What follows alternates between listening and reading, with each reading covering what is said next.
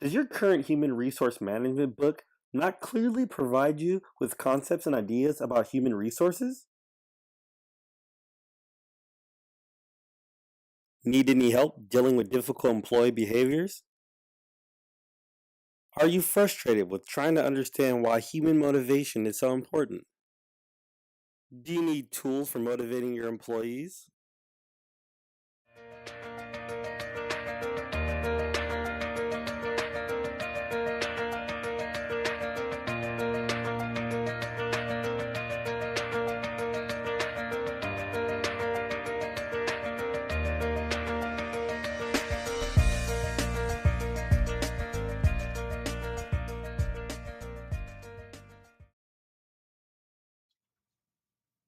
Oh, hello there. There's a substantial amount of literature on human resource management, but can it answer two of the questions virtually everyone asks? Why is managing people so hard? And why do people dislike management so much? We have a book that not only answers those questions, but in an easy to read format. Human Resource Management in Public Service, written by a variety of authors, but most importantly, Montgomery Van Wert. If you call before the end of this infomercial, you can get your very own copy of Human Resource Management in Public Service for only 3 installments of $29.99. And for today only, we will give you free shipping and handling. And soon, you will be on your way to knowing how to manage people without being disliked. But first, we'd like to cover 2 topics that are often at the root of these issues: motivation and compensation. Irma is going to share her experience with the book and how she gained an understanding of the basic theories of motivation. Irma?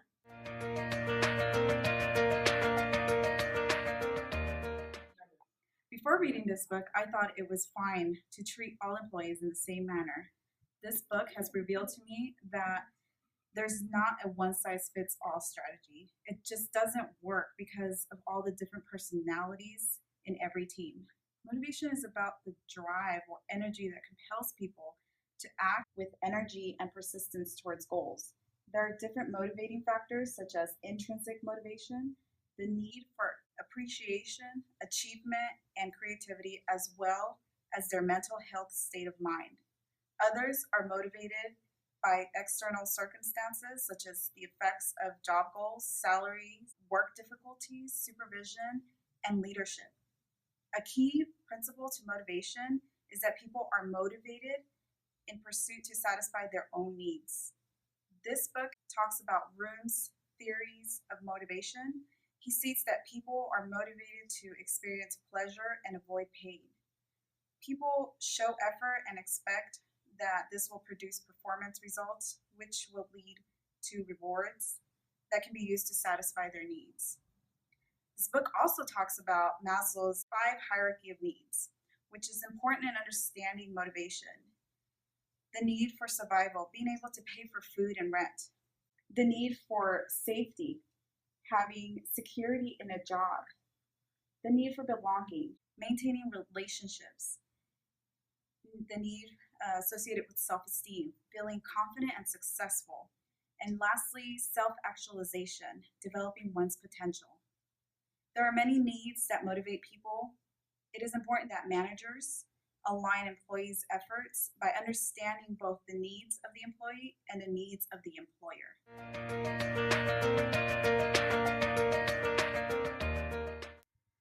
Thank you to Irma for that very interesting information on the theories of motivation. Next, we have special guest Kathy, a manager from CFS, who's going to talk about the different practices that she has found useful in motivating her staff. Come on in, Kathy. Hey, nice to see you. Have a seat. Thanks for having me. So, Kathy, tell me about the different ways that you found to be motivational for your staff. You know, I had a really hard time, Heidi, figuring out how to motivate my staff until I read this great book, Human Resource Management in Public Service, and they gave me this great checklist to create this climate for motivation with my staff. You know, it's too time consuming to go around to each one of them and ask them all what motivates them. And even if you did that, chances are they're not going to know. They're going to change their minds. It's going to change over time. And so to address each of their needs, you can do these 10 simple things. Oh, great. And at some point, you're going to find something that's going to motivate each of them. I I'd love to hear about those. So number one, competitive salaries. It's a way for people to meet their bills and pay them, and another way for an employer to let them know that we value you. Another one is relevant benefits. That way the workers can meet their healthcare needs, retirement, and things like that. Number three is meaningful rewards and recognition, but it has to be fairly distributed, and everybody has to see that they're an important part of the team. Number four is opportunities for challenge and training. We have to make sure that we're making the most of their strengths and the least of their weaknesses. Number five is a friendly and cooperative workplace. And this is where those people skills that managers should have really come into play. Number six are the assignments that allow for a meaningful contribution. And most people that go into public service want to make that meaningful contribution. So it's important that HR crafts those jobs to let them have that opportunity. Number seven is feedback that provides for recognition and opportunity for development. So even if you have some not so good feedback to give, try to give it in a positive way. That's going to help with motivation. Number eight is meaningful control over the work environment. Sometimes this means just being able to have a plant, adjust your lighting, take your break when you want to. Number nine is to minimize the demotivating effects of rules and regulations. Here at the county, we have a lot of rules and regulations, but we have to try to figure to work those in without just demoralizing our staff. And sometimes we need to look at these rules and change them where they need to be changed. Number 10 is to reduce that negative supervisory relationship. And this is often the most important. A negative supervisory relationship can just doom the employee and make them want to leave and go somewhere else. So once again, those people skills are going to come into play, and that's where this book really helps out. Thank you, Kathy. We're now going to look at some actual implementation of utilizing tools for motivation in the workplace and how it can actually be taken from the book into real life.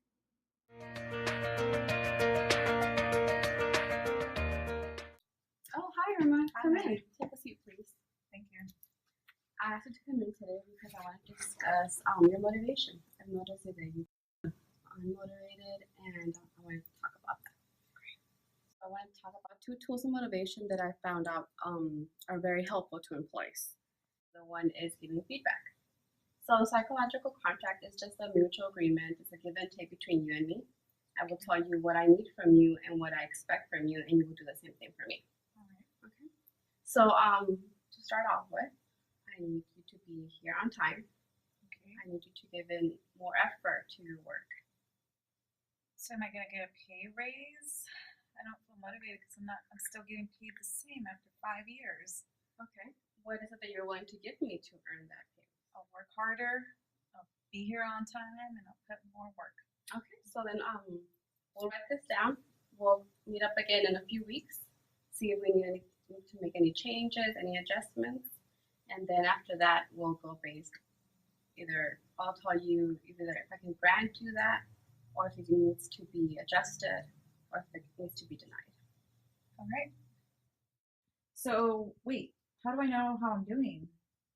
Well, let's talk about that. You're actually doing very well.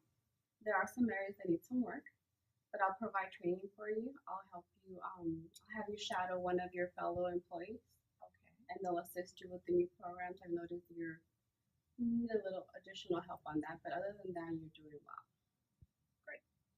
So what we just saw from this demonstration was that Magda picked up several tools from the textbook, and she was able to implement the psychological contract, which increased communication and satisfaction, created an open dialogue with employees and allowed them to communicate any changes that might affect the other.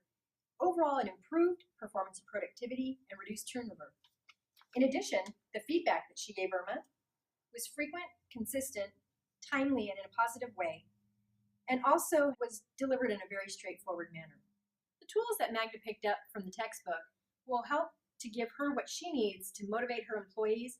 The feedback that she will give will keep the communication open and have an overall better work environment.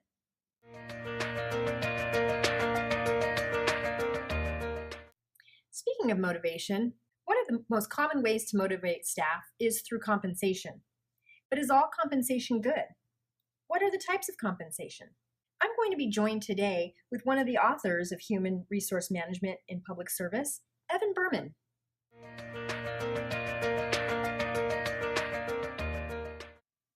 Thank you for being here, Evan. This book not only provides a future public administrator with a basis of understanding about motivating employees and the fundamentals of compensation, but also educates the readers on such fascinating topics as labor market forces and job content. And as a bonus for today's viewers, I'm going to give you a brief overview of these exciting topics. Remember, this is a limited time offer, so pay close attention. You may be wondering what labor market forces and job content have to do with your role as a public administrator.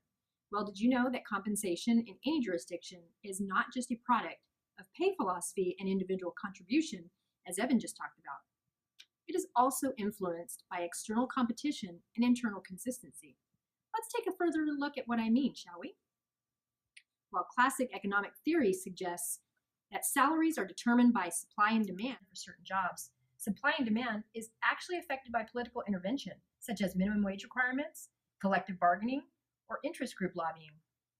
As a result, compensation is often based on employee-initiated self-salary surveys or published salaries from a variety of sources. Keep in mind, when we talk about salaries, we are not only talking about pay, but benefits, which accounts for approximately 29% of the total compensation package offered to an employee. It is important to note that some benefits are unwanted and are seen as more of salary deduction, particularly since they are offered to all employees and not based on performance.